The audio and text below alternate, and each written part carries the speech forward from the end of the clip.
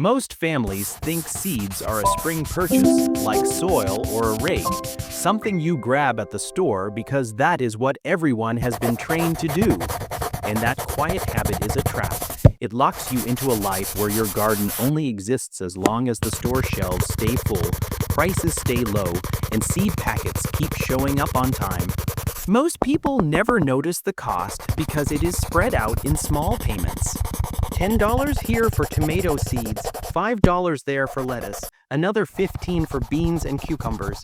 Then you buy again next year because you ran out, or because what you grew did not come true, or because you never learned the one skill that turns a garden from a seasonal hobby into a long-term food tool. Over 10 years, a simple family garden can easily burn through $200 to $500 in seeds and starter plants, and the real cost is bigger than money. The real cost is dependency, because if you cannot make your own seed, you do not truly own your garden. You are renting it one season at a time. Here is the painful reality most people are stuck in. They work hard all spring, they water all summer, they harvest in fall, and then they clean everything out and start over like nothing happened. The garden gives food, but it does not build power. It does not create a permanent asset. It resets every year, and the supermarket stays in control. Almost nobody talks about this, but seed is the first link in the food chain, and whoever controls the seed controls the harvest. Now, I want to flip that, because there is a simple method that turns your garden into a machine that produces free seeds every year on purpose with almost no extra work. This is not a theory and it is not complicated. It is a practical saving method that any normal family can do with a few jars, a marker, and a small change in how you harvest. Once you learn it, the garden stops being a yearly expense and starts being a system. And a system gives you something the store cannot sell you: control. The reason this method works is simple. A plant is not just food, it is a full factory. It makes leaves, it makes fruit, and it makes the next generation. Most people harvest the food and throw away the future. They pull the plant, toss it in a pile, and they destroy the seed without even realizing it. This is the part that changes everything. When you stop treating seeds like a product and start treating seeds like a harvest, you step into a different kind of security. And once you set up your seed-saving method, it keeps running year after year the same way a well-built rain barrel keeps collecting water without you thinking about it. Here is where most people get it wrong. They try to save seeds from everything on day one. They get overwhelmed, they make messy mistakes, and then they quit and go back to buying packets. The right way is not to save all seeds. The right way is to choose a small set of easy crops that give the biggest return, then build confidence, then scale. So picture your garden right now as a normal backyard space. Maybe it is 4 raised beds, maybe it is a few rows in the ground, maybe it is containers on a patio. You do not need more land, you need a method. Step 1 is selection, because you cannot save what will not stay true. The easiest crops to start with are the ones that mostly self-pollinate and tend to produce the same plant next year. Think beans, peas, tomatoes, peppers, lettuce, and most herbs. If your family eats those foods, those are your first targets. If you save seeds from these, you can cut seed costs fast and keep your favorite varieties alive. In your first season using this method, you only need to pick 3 crops to save. Just 3, that is all. This keeps it simple, and it makes success almost guaranteed. And every success creates momentum. Step 2 is to stop planting your entire bed as one single harvest. You are going to plant for food and for seed at the same time. That means in each crop, you pick a few plants that will become your seed plants, not many. For beans, it can be 10 plants. For tomatoes, it can be 2 plants. For lettuce, it can be 5 plants. These seed plants are not for early eating. They are for full maturity, and that small choice changes your whole season. It means you are not just growing dinner. You are growing next year's garden for free. It also means your garden becomes more reliable because even if money gets tight or stores run out, you already have the starting line for the next season sitting in jars on your shelf. Step 3 is timing because seed is a different harvest than food. Food is often picked young and tender. Seed is picked when it is fully finished. For beans and peas, that means you let the pods dry on the plant until they turn brown and rattle. You can almost hear the seeds inside. For lettuce, that means you let a few plants bolt, shoot up a tall stalk, and form fluffy seed heads that look like a dandelion. For tomatoes, it means you pick the healthiest, best-looking fruits from your best plant. Not the first fruit, not the smallest, but the mature fruit that shows you what that plant can really do. This is where most people panic because it feels like you are wasting space. You are not wasting space. You are investing space. If you give up 2 tomato fruits today so you can save seed, you might gain 50 to 200 plants worth of seed for next year. That is not a loss. That is a trade that favors you. Step 4 is the simple harvest process, and I want you to imagine it clearly because this is not hard. For dry seeds like beans and peas, you wait for a dry day. You walk out with a paper bag or a bucket. You snap off the driest pods, take them inside, and spread them out on a tray for a week where air can move around them. Then you shell them by hand while sitting at the table. It feels like quiet work, like sorting change, and the reward is real. One good bean plant can give you 20 to 50 seeds. 10 plants can give you hundreds, enough for your family, enough to share, enough to store. For wet seeds like tomatoes, you do a different method. And this is the method that makes people feel like they learned something powerful. You cut the tomato, squeeze the gel and seeds into a small jar and add a little water. Then you let it sit on the counter for 2 to 3 days. A thin layer of mold forms on top. That sounds wrong, but it is right. That small fermentation breaks down the gel coating that can block good sprouting, and it helps clean the seed. After 2 or 3 days, you add more water, stir, and the good seeds sink while the bad seeds and pulp float. You pour off the top, rinse the good seeds, and then spread them thin on a plate to dry for a full week. When they are dry, they feel like small hard chips, not soft. Then you store them, and right there, with a jar and a plate, you just replaced next year's seed packets with your own supply. After a few steps like this, the benefit shows up fast. That first year, you might save $20. That does not sound huge, but it is the start of something bigger. By year 2, you might not buy any bean seed, any tomato seed, or any lettuce seed. By year 3, you might also be saving pepper seed and herb seed. By year 5, you could be supplying most of your main garden crops from your own shelf. That is not just savings, that is stability. That means your garden does not depend on a paycheck, shipping delays, or empty racks in spring. Step 5 is storage because seed is only free if it stays alive. Seed wants 3 things: dry, cool, and dark. That is it. You do not need fancy gear, you need discipline. Use paper envelopes inside a jar or small jars with tight lids. Label everything with the crop, the variety, and the year. Use a simple marker. Put the jars in a closet or a cool cabinet, not in a hot shed, not above the stove. If you do it right, many seeds will stay good for years. Beans can often last 3 to 5 years. Tomatoes can often last 4 to 6.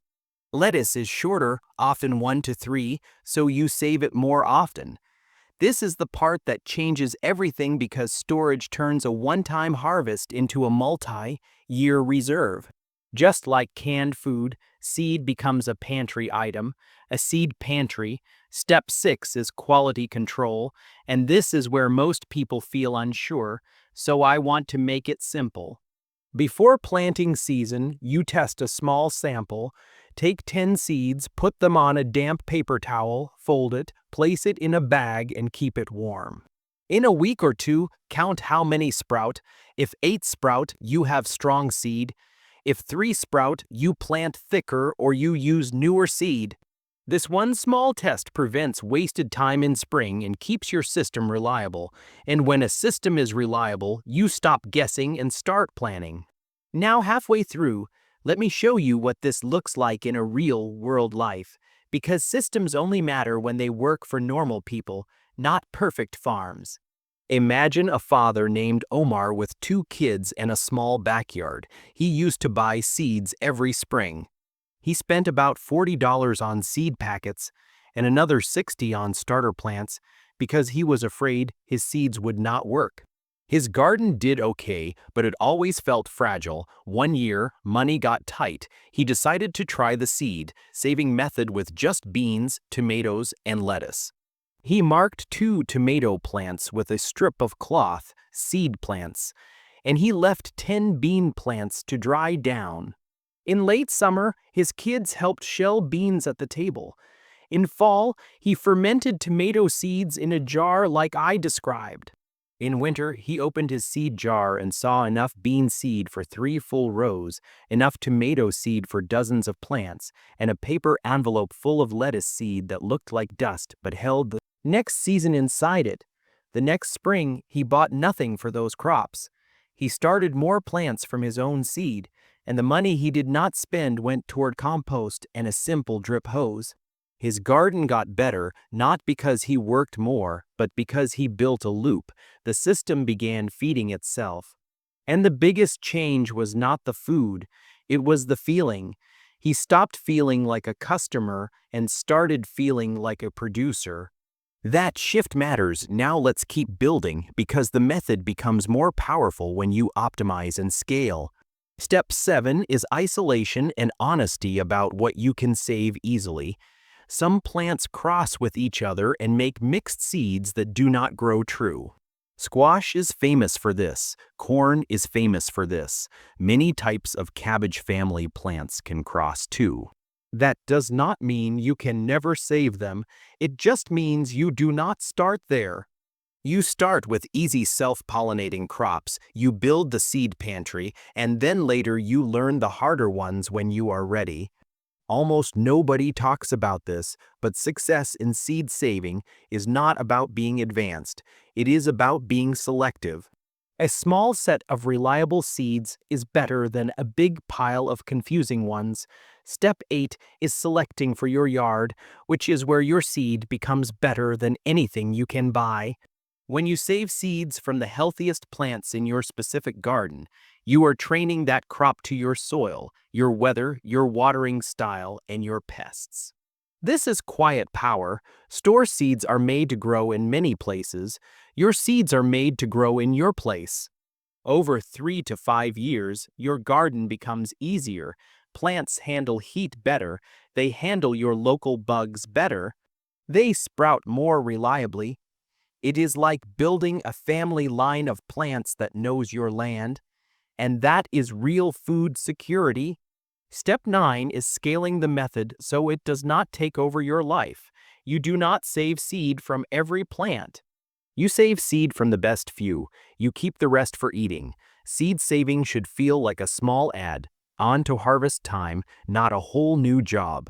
In a normal season, a family can save enough seeds for a full garden in 1 or 2 short sessions. Maybe an hour shelling beans, maybe 20 minutes labeling envelopes, maybe 10 minutes starting tomato fermentation. That is a small price for a full year of free starts. Step 10 is building a simple calendar that follows seasons because seed saving changes how you see the year. In spring, you plant and you mark your seed plants early. In summer, you protect those seed plants from being picked by accident. In late summer and fall, you harvest seed when it is mature.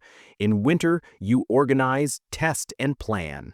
This creates a steady rhythm, and when you follow it, the system runs almost by itself.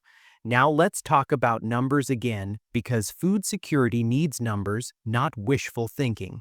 One good tomato can give you 100 to 300 seeds. Even if you only use 30 plants, you still have more than you need. One bean plant can give you dozens of beans, and each bean is a seed. Lettuce is almost unbelievable.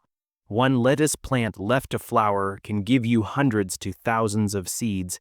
You can plant a whole bed from one plant's seed. That is why this method is so powerful. It takes a tiny piece of your harvest and turns it into next year's garden with no store involved. And when the store is not involved, you have leverage, you have options, you have calm. Now, here is where most people get it wrong again, and it is a small mistake that can ruin a whole batch. They store seeds before they are fully dry. A seed that feels dry on the outside can still hold moisture inside. That moisture leads to mold, and mold kills the future. So when you dry seeds, you give them time. For dry seeds, you wait at least 1 to 2 weeks after harvest, and you make sure they snap, not bend. For tomato seeds, you dry them for a full week, sometimes 2, until they do not stick together and they feel hard. Then you store. This patience is what keeps the system dependable. Another common mistake is forgetting labels. A seed without a label is a mystery. A mystery is wasted space, so you label every envelope and every jar. Crop, variety, year, that is all. This is not busy work, this is control. Now, what about different conditions, different seasons, and different gardens? If you live in a humid area, you dry seeds indoors with a fan moving air across them. Not heat, just air. If you live in a dry area, a shaded porch can work. If you have short summers, you choose early varieties and save from the best survivors. If you garden in containers, you can still save seeds the same way. One tomato plant on a balcony can supply seed for next year. A few pots of beans can supply seed for multiple plantings. The method does not care if your yard is big. It cares if your thinking is long-term, and long-term thinking is what separates a food system from a hobby. Now let's go deeper, because seed saving is not just a trick. It is a kind of insurance. When times are normal, it saves money and keeps you from running back to the store. When times are not normal, it becomes something else. It becomes a bridge between seasons. It becomes the ability to begin again even if shelves are empty. It is quiet confidence in a jar. You do not need fear to do this. You need a plan, and this is a plan that can run for decades. The longer you do it, the more your seed pantry grows, and the more choices you have. You can trade with neighbors. You can help family members start gardens. You can keep a backup supply in case a season fails. You can store seeds like you store rice and beans because they are the first step to future harvests. This is the kind of thinking that builds real independence. Not big talk, not fantasy survival stories, but simple daily systems that cut the cord of dependence one link at a time. Because dependency is not one big chain, it is 1,000 small chains. A seed packet is one of them. This method breaks it, and when you break one chain, you start looking for the next one to break. Near the end of this journey, I want you to understand what you are really building. You are not just saving money, you are building identity. You are becoming the kind of person who can start food from nothing but stored life. You are becoming the kind of household that can plant when others are waiting. You are becoming a family that owns the beginning of the harvest, not just the end of it. When you can produce your own seeds, you stop being at the mercy of trends, brands, and shortages. You stop being pushed around by prices. You stop being told, this is what you can grow this year. You decide, you plan, you act. The garden becomes a long-term asset, and each year adds to it instead of resetting it. A seed-saving method is a quiet system, but it is a powerful one. It turns a backyard into a food engine. It turns summer harvest into next spring's starting line. It turns a small family garden into a generator of future meals. And it does it with simple actions that anyone can learn, so the choice is clear. You can keep planting like a customer, buying the beginning of your food every year and hoping the supply chain stays kind. Or you can plant like an owner, building a seed pantry that gives you steady control year after year, season after season. Because when you hold your own seeds, you hold your own options. And when you hold your own options, you hold a kind of freedom that cannot be taken away by a price tag or an empty shelf.